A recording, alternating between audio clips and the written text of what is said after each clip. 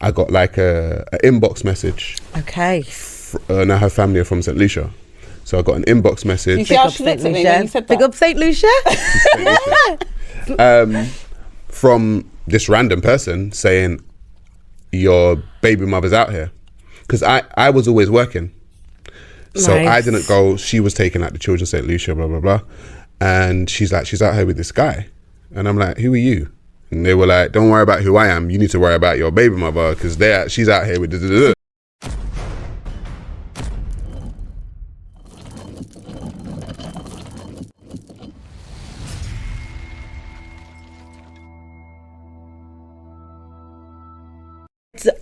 When I first found out who you were, or you came up on my radar, was when you done the Baby Father podcast. Okay, yeah. And that story was wild. Yeah.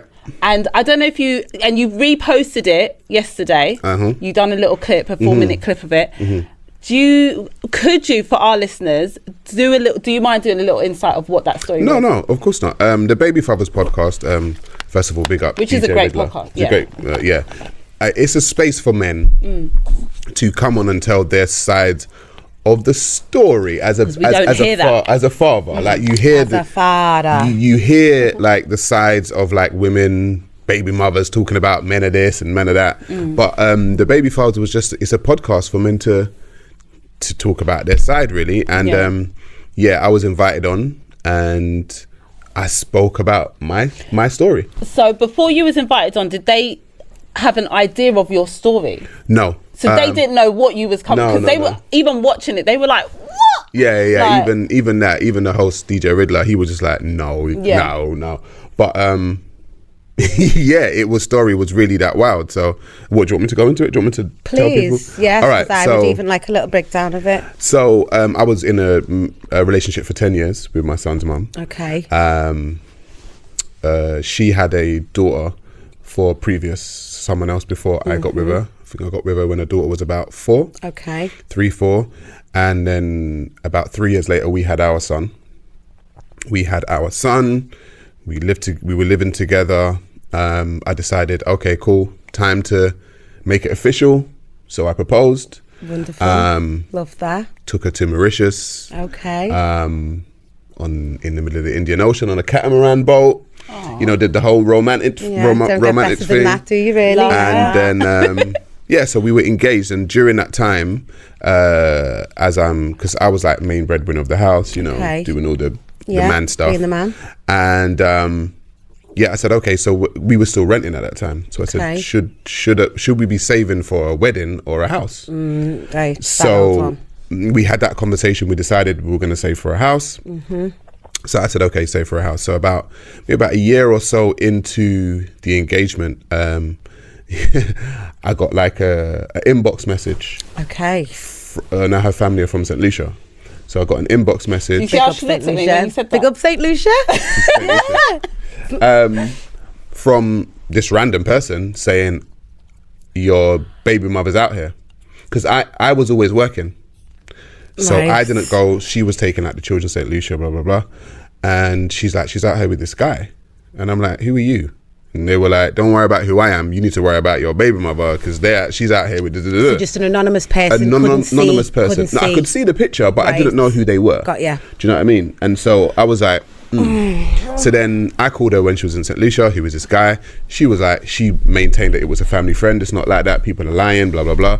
But apparently he was telling people that this is his woman. So then she got back. It was a whole frosty situation when she got back.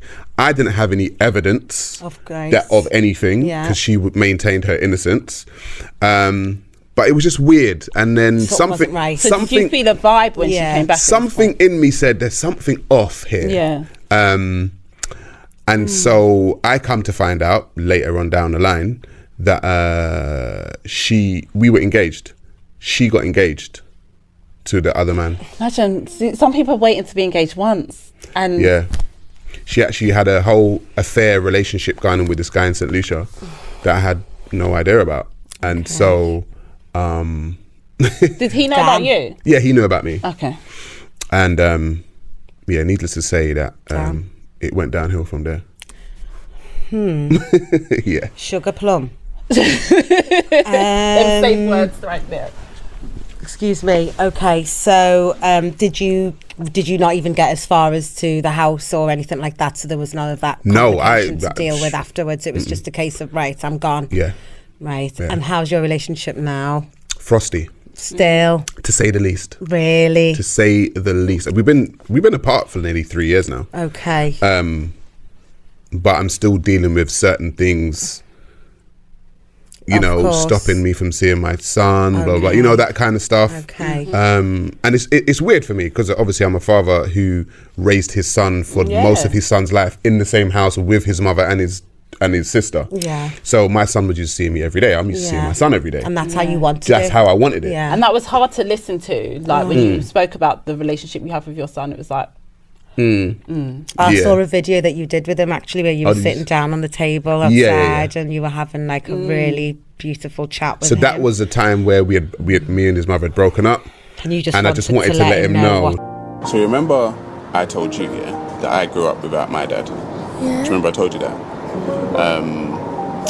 So what do you think it's like not to grow up with a dad? It's really sad because when you don't know when you have a dad, you're like, your mom already knows before you were born. And how do you think you'd feel if you never had a dad? I feel really left out. Left out. That's how I felt. When I was growing up and I never had a dad, I felt left out. So that's why you need to know that I'm not going to leave you. Never going to leave you. So I'm always going to be here for you. And you ain't got to worry about not having me around. Yeah? Yes, Daddy. All right.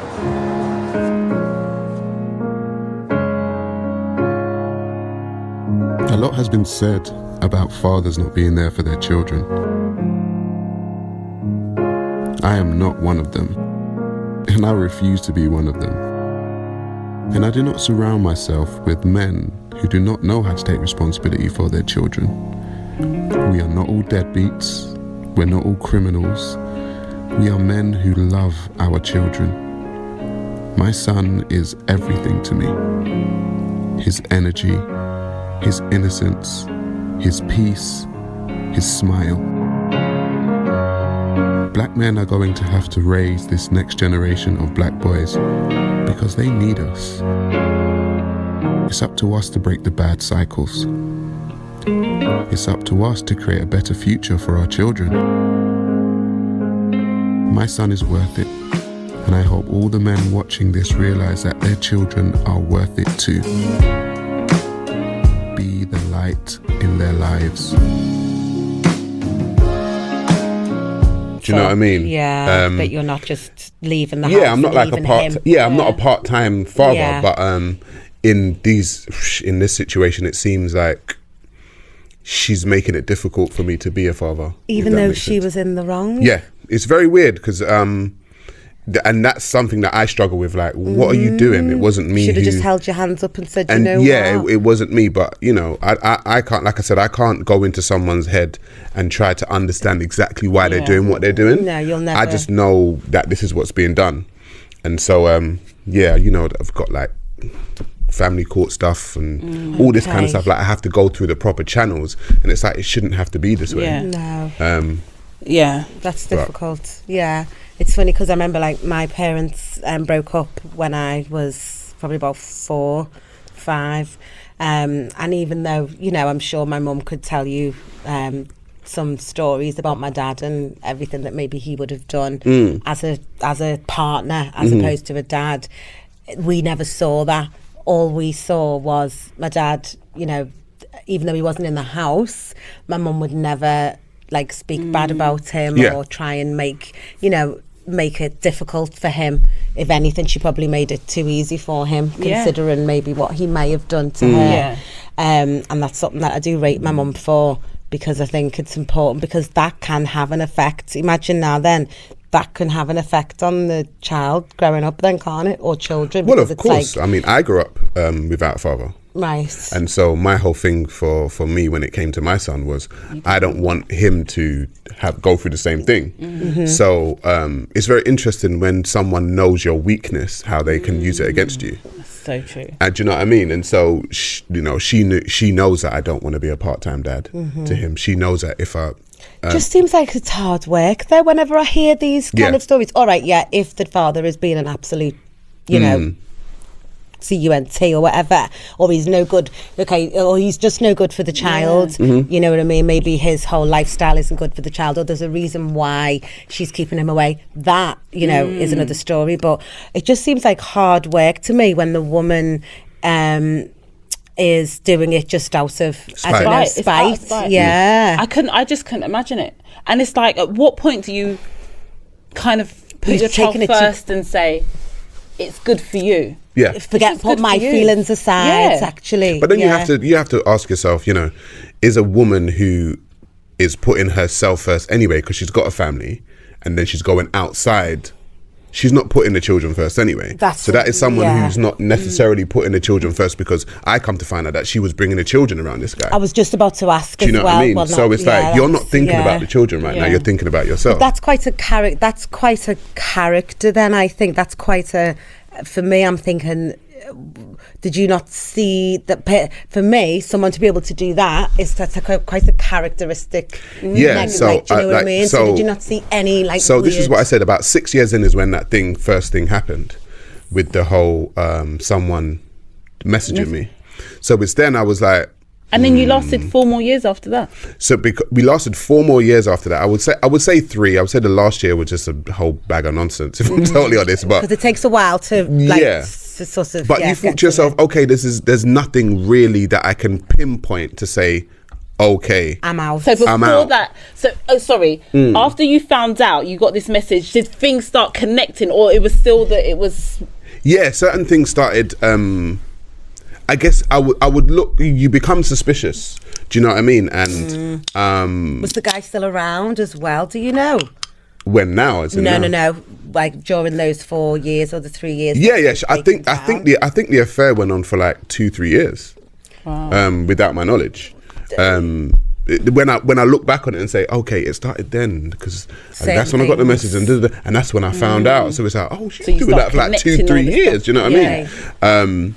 So it's a whole thing of what it is that you, when you're in a relationship, it's very easy. Love is a very interesting thing for me, because you do see things and negate things for the other person. Right. And so that's when the accountability for me came in, because I was like, do you know what? You knew something from that time, but you didn't act on it. You didn't act on it. You didn't pursue it. And so I have to take that L for myself. Do you know what I mean? And say, do you know what?